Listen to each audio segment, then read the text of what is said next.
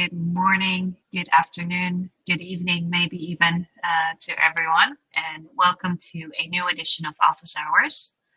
I see we already have some people in, so I would just go ahead and get started slowly with some housekeeping while the rest of us join. Welcome. My name is Anouk. I'm the head of customer success at Slite, and I host office hours, I would say 6 to 8 times a year. It's been a little while because we are just coming out of the European summer when everyone is out of office and it doesn't really make sense to host these events. But I'm really happy to be back again now in October. For today, we have a lot of things to cover, and it follows our regular format. So we'll talk first about some of the new features that our team have released. Then we'll talk a little bit about what's coming next, what's on the roadmap. And for today, I would really love to get your input on something that we're thinking about.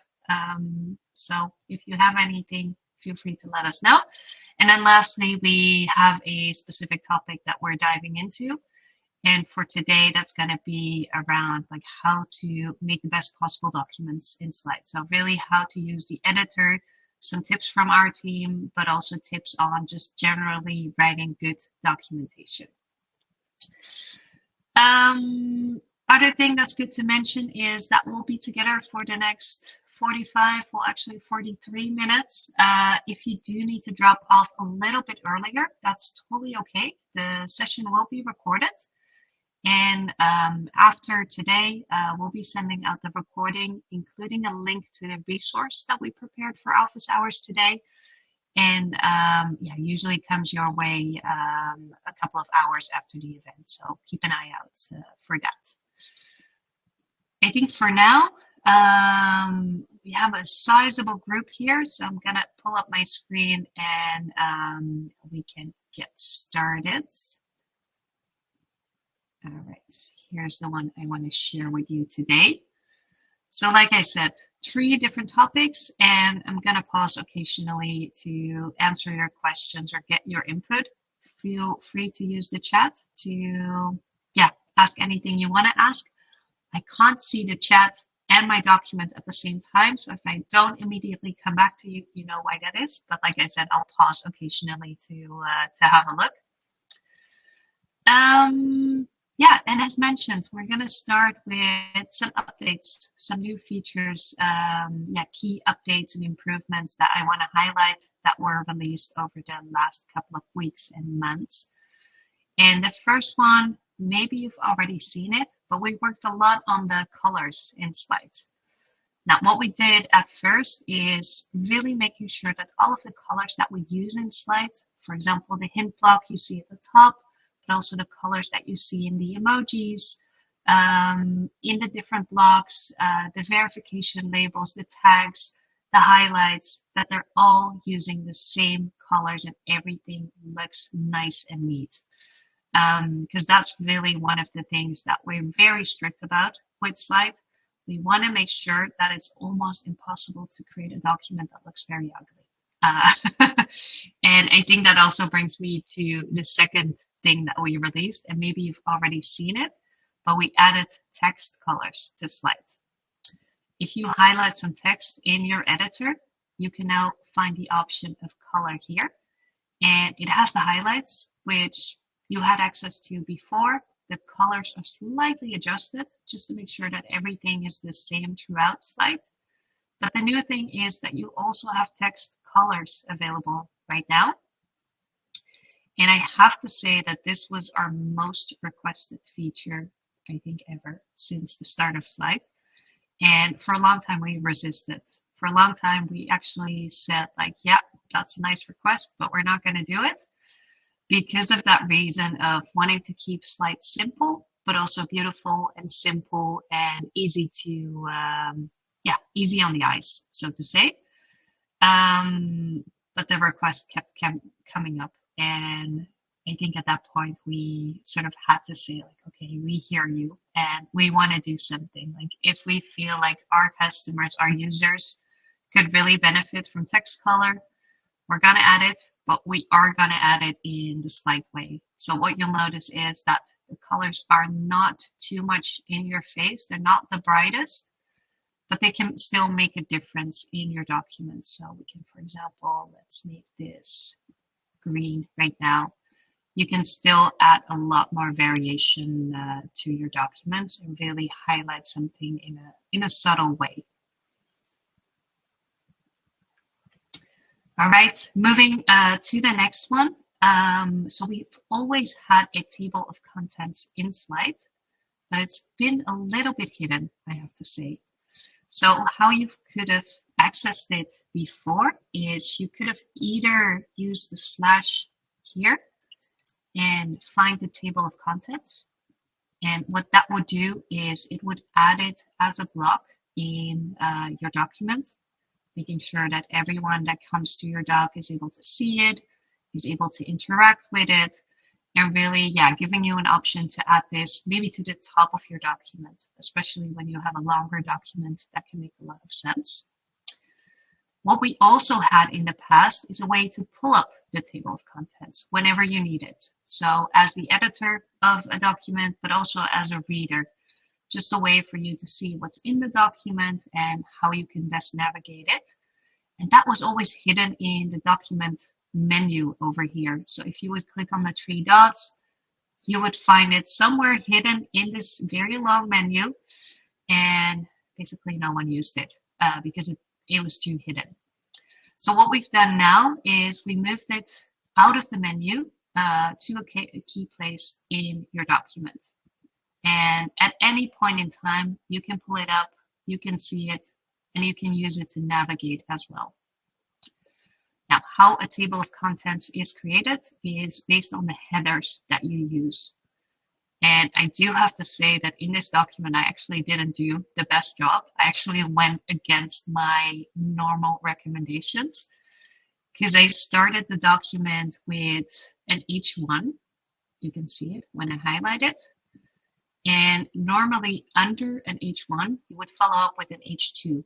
And that would indent it like by one step in the table of contents. But what I've done is I've actually chosen an H3 for everything that sits underneath. And you can see that right here. You see that there's a lot of space in between the two different elements, and that's the reason for that. But basically, this is how the table of contents is built based on the H1 to H4 that you have in your document. It builds it up like this. And we can also move it back again. But this is accessible for everyone. If they're a reader or a writer on the document, they can always pull it up. You can also still insert it if that is helpful for you. That option is also still there, but we've now given you two different ways of navigating the content of your document. Going to quickly move to the chat because I see we already have our first question. Can you add or change the colors? So for now, no. I think this is our first step in adding colors. I've definitely heard requests about being able to add like the brand colors of your company, or just being able to add more variation. For now, not. But definitely, if more people have a request like that, keep it coming. Because we have a vision of our own, like we want to keep it as simple as possible. But yeah, ultimately, like we listen to our customers. And if you feel like, hey, this is really beneficial, because I want to make my knowledge base look and feel as my company, then that's absolutely a valid argument. All right, I'm going to move back. I'm going to clean this up as well, because like I said, this is a document that I will share with everyone afterwards. So maybe I also just want to highlight this and clear the color right here. Immediately show you how to do that as well. And then we're going to move over to some other updates. So exciting one for the Microsoft users.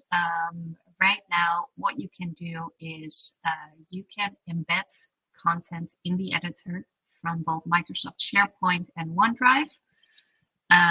Basically, the way to do that is if you add in an embed, paste the URL. That will do the trick. You might be asked to authenticate if this is the first time that you're doing it, but this is a way to, similar to the integration we already had with Google Drive, to also add in any presentations, any spreadsheets, any, you name it, files, images from those sources into Slite without moving it over. And secondly, what you can also do is you can connect them as external sources, which is a topic in its own.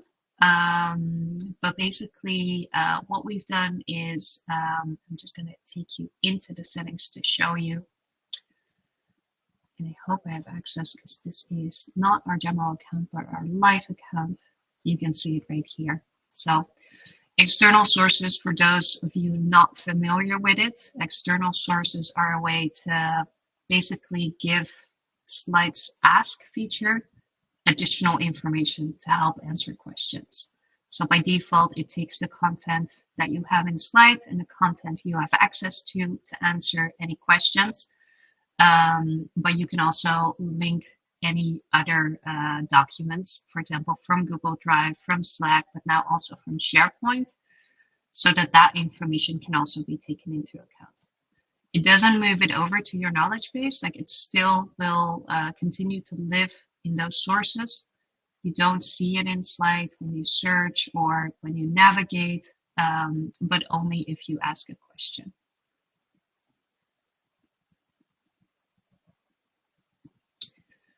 All right, perfect. Icons. We added additional custom Slite icons for documents, and those are the ones that you see right here.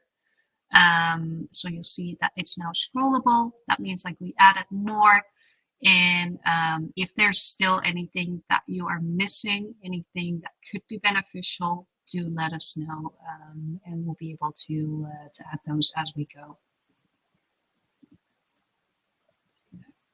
Collapse this and go to the last one that I wanted to highlight for today. This is for those of you that use our mobile app. We now have voice recognition as well, and you can basically just talk to ask your question. And I know that this can be a very, very helpful one, especially if you're on the go. You don't have to use your mini keyboard on your phone to type your full question. You can just speak, receive your answer on the go. You do still need to read the question, like it's not being read to you, but you no longer have to input it in full by yourself. All right, so that is an update on our new features. And I'm just going to quickly go to the questions. And I see the one from Stephanie. We were having issues with emojis and icons last week, specifically in tables.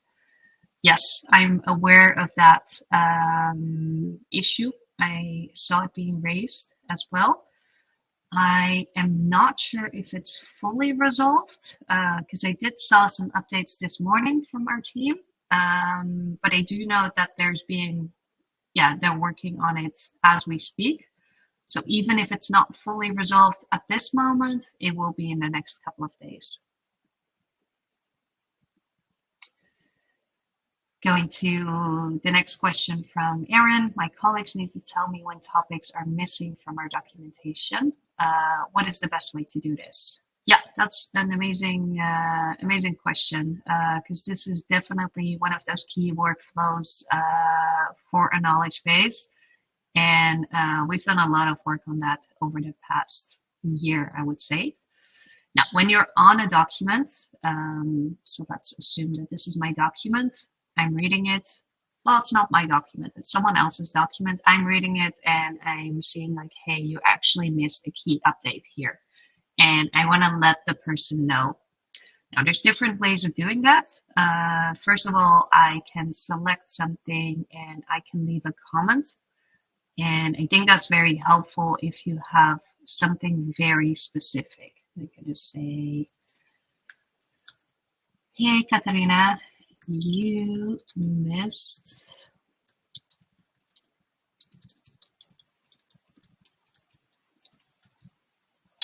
And this will fire off a notification to Katarina, and she will know that her help is needed here. Like I said, this is helpful if it's something very specific. If it's more like in general, like, hey, this document hasn't been really helpful, or it's like missing a lot of components, or I feel like it's actually outdated because we no longer do this. What I can also do is I can hover over the top and go to the verification settings. And in this case, I'm the owner, but normally you'll see a different owner if it's not your document. I can either flag this as outdated and leave a note to explain what's wrong with it.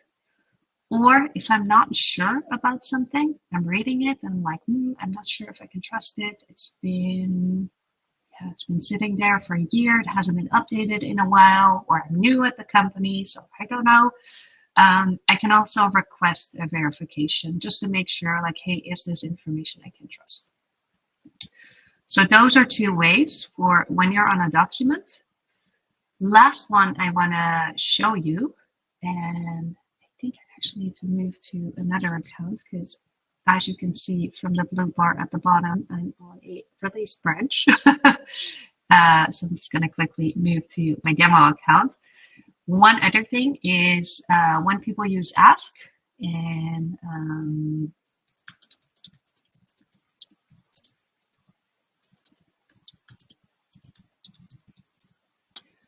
I ask a question here, and again, not really helpful. What I can do then, and what you can ask your team to do, is report this as a bad answer. Again, they can add details if they want to. They don't have to. This is already enough. And in that case, you can actually go into the workspace settings, and you'll have a section, Ask Insights, right here. And you'll see all of the questions that were reported by your team. And this is really key insights into what is missing.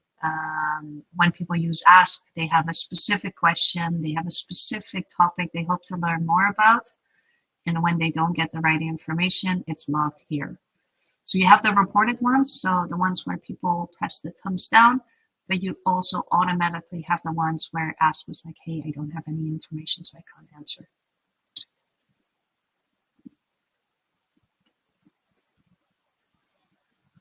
Okay, I'm just going to go back to the questions because I see we have a few. On embedding SharePoint and OneDrive documents in the editor, does that mean that the content in these documents will also be used by Ask to respond to questions? Yes, it does. Yeah, when something is embedded, it will be factored into to Ask. So it can be read by the AI. Some things to note, like we don't read images.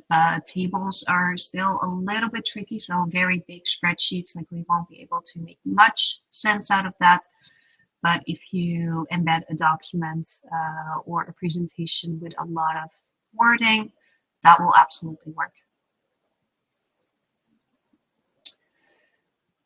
Going to the next question, is there any plan to change it so you can tag yourself in a notification?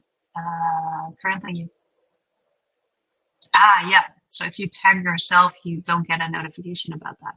That's actually a very good question, and that was a topic I wanted to discuss with you today. So I'm going to ask for your input in a little bit on this. We don't have any concrete plans, but it's definitely one of those topics on the roadmap that I'd love to dive into. So Aaron's question. Yeah, so what about if it's a topic that isn't listed in a document yet? So either Ask Insights could be good if people ask a question. If they don't ask a question and there's no document, yeah, then it would be a bit more tricky. So then it would maybe happen outside of Slite, or maybe on, so if I go back to my Slite account, maybe if you go to the company handbook and there's something missing in the company handbook, just overall, you can leave a global comment here. That might make sense then. Like, hey, I'm going into the company handbook channel. I actually don't see a section on how we do performance reviews. Can we add that?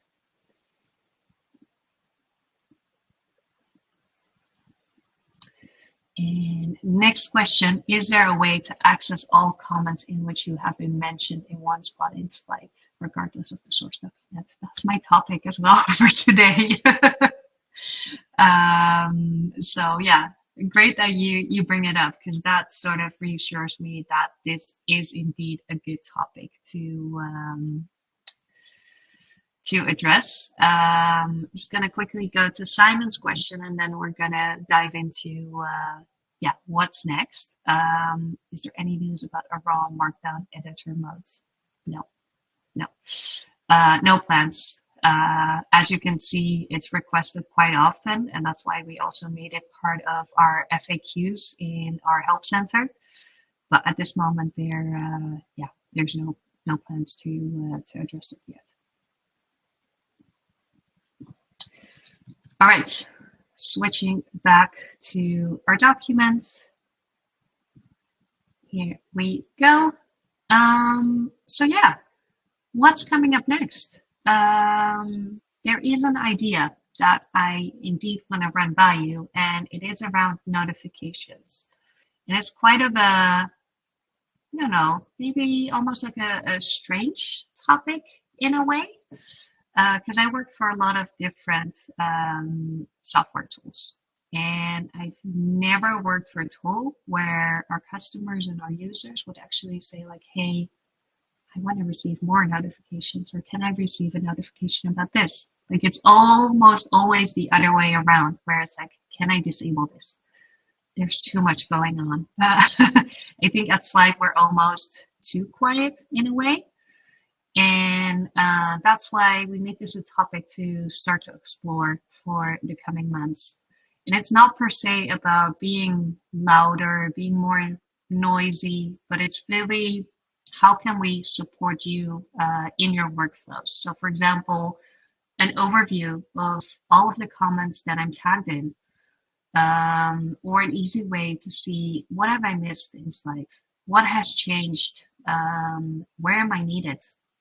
Or more specifically, what do I have to do? Like, there's information missing in a specific section of the knowledge base. Should I address that? So I already got two very great ideas in the chat. But if there's anything else that you can think about, anything that you feel like could improve your workflow in Slite for any of these three areas, I would say. And really to make it easier to use Slite. Not to overload you with notifications, but to help to stay on top of things. So if you have anything, feel free to drop it in the chat.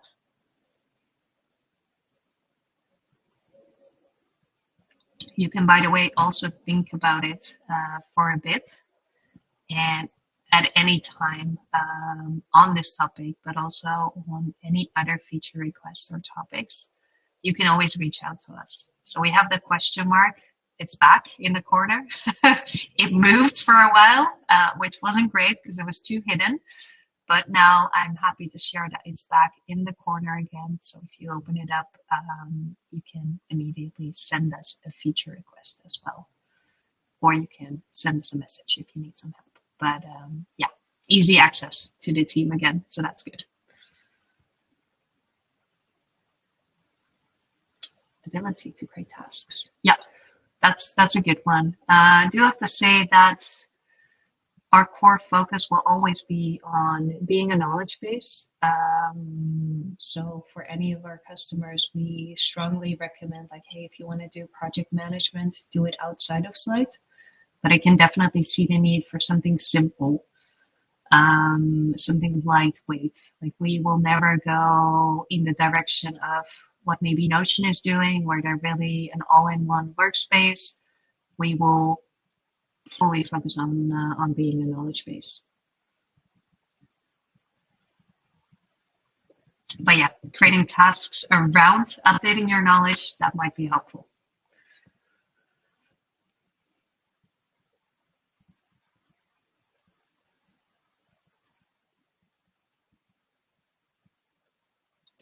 And I see some typing. Yeah, that's actually a good one, Bogdan. That's really good feedback. And I can show you. You can use the Kanban. I'm gonna switch to my demo account again because I just have more to work with. But if you create a collection in Slite, you will have the default table view right here with all the different properties that you assign to it. But you can switch that around as well, and you can make it into a board. And like Bogdan said, you can create like a simple Kanban where you can also assign it to people. It doesn't have any notifications. I do have to say that. So if you're assigned to something, you don't get a notification. If something moves from in progress to done, it also doesn't really do anything. But it could solve like those simple, to-dos, simple project management cases. And if you want to take it even more, a more simple approach, I'm going to go to something right here. The super simple approach is having a checklist. So and you can just click it. I've seen a lot of people do that as well, where they maybe just add the date at the top, so we can select tomorrow, and then we can make a little list. Super simple, but in some cases can do the job.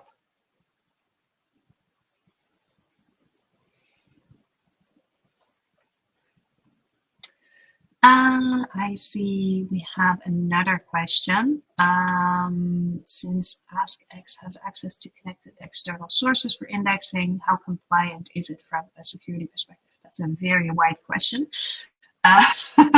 What I can share, and we can of course talk about this more if this is something you like to enable for the team. Any external source that you connect, it will let you know like what exactly will be shared. So for example, if you connect a Google Drive folder, it will take the permissions that are set in Google Drive. So similar to Slides, like people will only see content from documents that they have access to. It's also so that it will only be summoned when a question is asked, and that source can be relevant. So it's not like we continuously monitor and index. But yeah, I think it's a specific question. So if you do want to learn more about that, if you want to explore your use case, let me know, and we'll do that. Right. Few more questions. Could add an option in the editor along the lines of edit later, and then maybe all the edit later entries could be collected in a specific area in Slite. I like that one as well, where you just put like a placeholder and say like, hey, this is sort of the information that still needs to be added, and then you can find that. It's a really interesting idea. First time it's coming up. All right, discussions. Yeah, so that's actually another update, and specifically an update for those of you that have been with Slite for a bit longer. As you've maybe seen, we are sunsetting discussions or questions and answers, as it has been called for the past year. The reason for that is that the adoption was very low, unfortunately. So we decided to remove it, free up resources, and really focus on the core knowledge management aspects. It still leaves us to sort of tackle this area of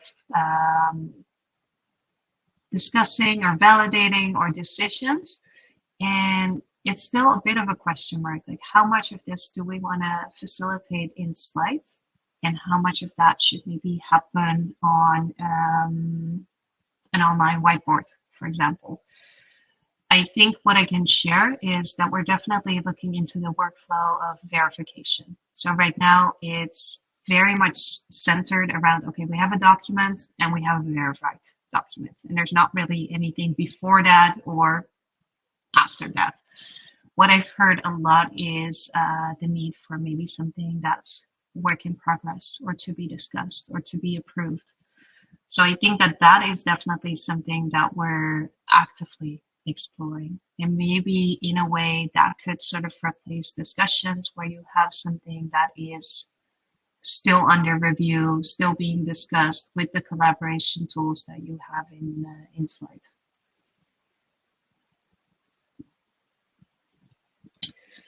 Okay, we have about 15 more minutes, and I knew that this was too much content for today, but that's okay.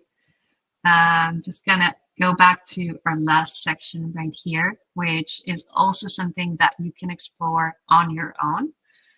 But for the past couple of months, our team worked a lot on the editor. So the colors, the table of contents, the comments before that. So that was really a big focus. We're not fully done with that work. So there's still work to do on tables and collections, and those updates will be coming soon. But I think after that, like, it's time to move on to a different part of Slite, and we'll focus more on these workflows. So around the verification, but also the knowledge management panel, the notifications. Like, we feel like we can deepen and strengthen those workflows. The editor, yeah, is pretty much in good shape, I would say. So that would be next. But for our deep dive, since we focused a lot of our efforts on the editor, I did wanted to take that as the topic for today and share with you a couple of resources that we've built around, like, hey, how do you create a good document? How do you create something that your team would love to use? How do you make it look good? How do you utilize all of the different features that we have? And first of all, I asked our team, I asked them, like, hey, what is your favorite feature? What do you use the most? And I just added them here below. The hint block is very, very popular, but also adding a quote. And the way to do that is basically just highlighting some text, and it's a little bit hidden, but it's in this menu right here. So you can turn something into a quote. The new colors, of course. Document cards. I know that that is one that's heavily used within the Slite team, and especially if you created a parent doc or a channel where you want to, yeah, sort of guide people through the rest of the documentation. And you probably know it, but if you use the / command, you can find a document card. We can find a document right here. We can also add a description, and we can then save it, and you can drag them side by side. So they will display a little bit differently. You can also do like this. But this is a nice way of adding a little bit more structure to your knowledge base.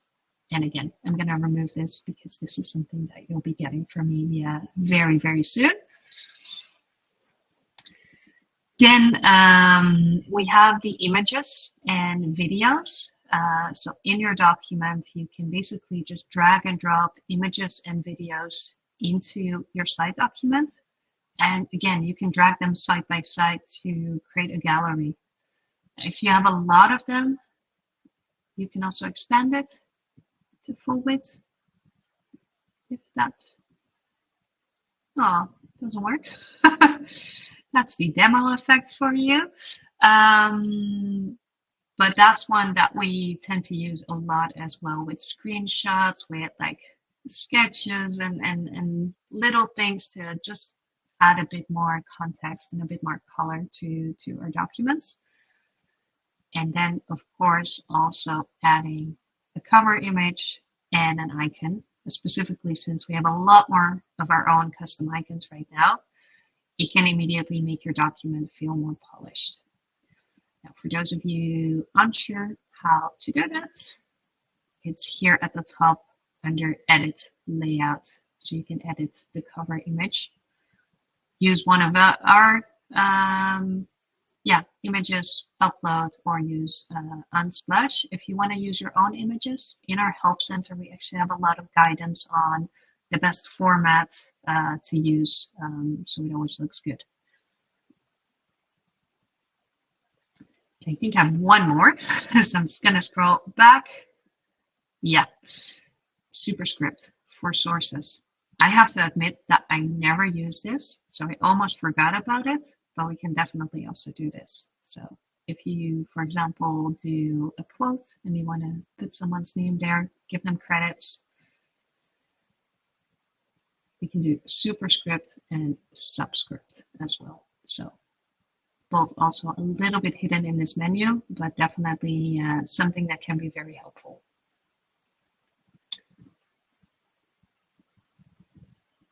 Okay, just quickly looking at the chat, but I don't think, yeah, I think everything is addressed, so that's good. Then I want to show you one more thing, and that is a new guide that we created on how to create great documents in Slite. Of course, I have a lovely doc card here, and if I click on it, it will actually take me to our Help Center. And right now I'm in my Slite account, but it will also take you to the public Help Center, so you can view this. You can also copy it and you can use it. So if you want to create your own training, maybe for your team members, feel free to copy, borrow, and basically use this as inspiration. It has 3 different sections. So first of all, there's a document that really covers the basic principles of good documentation. So it's not so much about Slite. I can actually click into it to show you. It's not so much about Slite, but it's more about how do you write good documentation. So think about your audience before you start to add content. Use visual cues. Create a good flow. The headings, not only for people to easily read it, but also for the table of contents, for example. And I have to say, if you use headings in the right way, so not just do it sneakily like I did with an H1 and an H3, although it's not too bad, but it's not the best way.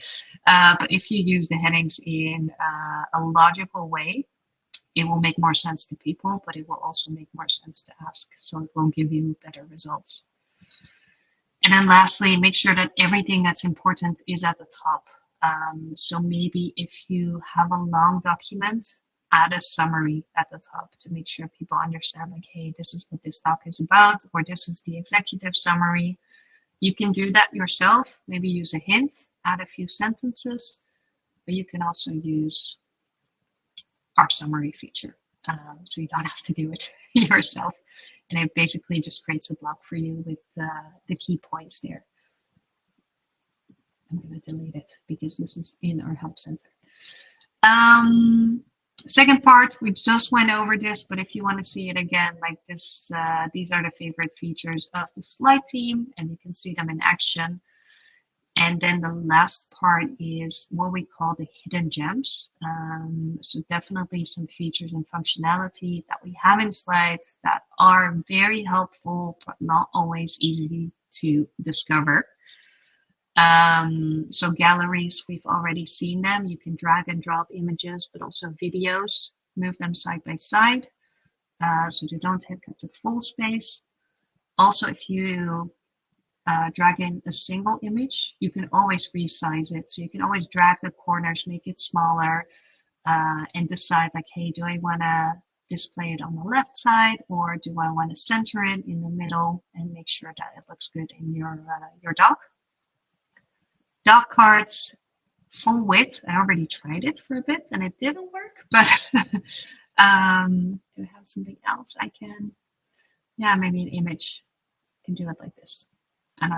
So you can always either pick elements when you go over the four dots right here, move them to full width, or you can do it at the top of your document. And maybe you've already seen it when we quickly looked at the cover image, but you can make the whole editor wider as well, which can also sometimes work for a specific type of documentation. A lot of these we've already seen today, but adding in dates makes them stand out, but it also makes it easy to understand, like, okay, when is this? Is it close? Is it far away? Do some calculation for you, and you can easily change it. Like if your timeline changes, you don't have to delete it and type it again, but you can basically pick a new date from the date picker. And yeah, this is a question I get often, I have to say, and that's why I included it. And it also ties back to the question I asked you, like what type of notifications or alerts can we build for you that will make it easier to do your work in Slite? Now, for now, you can add mention people in documents. If you do that, they will get a notification. It takes a little while, so it's not immediately. If I tag someone that they immediately receive a ping, it's when I stop editing the document, then they'll be notified. So that's also good to know. Don't be afraid to already add mention people. They won't notice right away. It always takes a little bit of time so you can finish up your document. You can, of course, leave comments mentioning them. But you can also ping people on a document. And I think this one specifically is very hidden. But yeah, one I use quite often. And the way to do that is if you go to share, and you'll see that everyone at Slite actually is a writer. So I wouldn't see everyone's name in this list, but I can type someone's name. So maybe Mathieu right here, and I can nudge him on this document. I can also leave a message saying like, hey, this is a new document I created for our help center. Have a look. Let me know what you think. Or this is the document we discussed in our meeting earlier today. And you can confirm the nudge. They will receive a notification. All right, just quickly seeing if we... No new questions yet. So I'm gonna discuss the final, I think final two, and we're almost at time as well. Toggling headers. I don't know if everyone knows it, but it took me a while to find this one myself. So do want to highlight it. So you can of course toggle something which is just for you.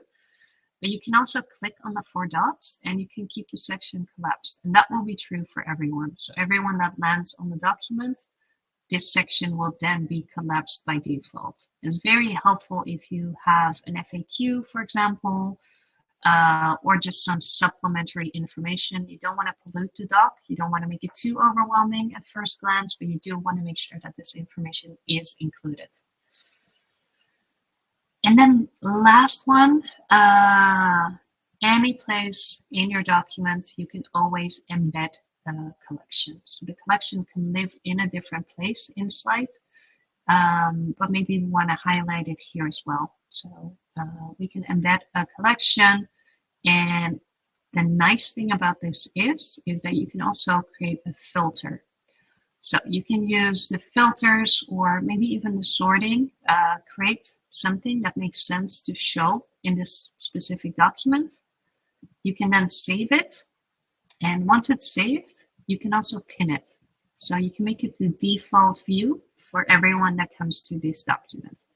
So in this case, what we've done is we did an embed of the collection. It's actually the collection that we looked at before as well. And just said like, hey, show me the ones with a status of in progress and to review, because that makes sense for this document. So you don't show the full collection with all of the information, but basically just the things that make sense in this context. Okay, I'm gonna pause here. We did make it through all the content exactly on time.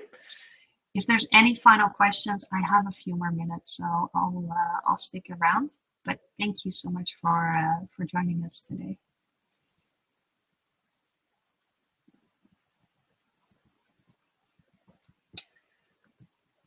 as I mentioned, you'll get the recording, you'll get also the documents that we just went through with the new resources and the updates, so you can have a look, share it with your colleagues. And you can also join us in the Slack community. There's a link at the bottom of the document where you can join. And that's also a great place, by the way, to leave any feedback or anything you would love to see in Slite.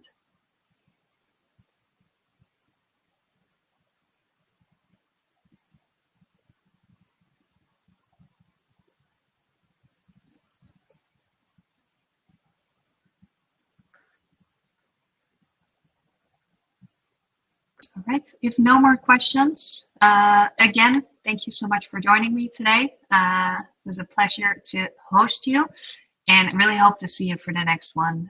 We'll be doing another version of office hours in November, and hoping to bring you some updates on our tables, collections, and hopefully the first few notifications that we're thinking of building.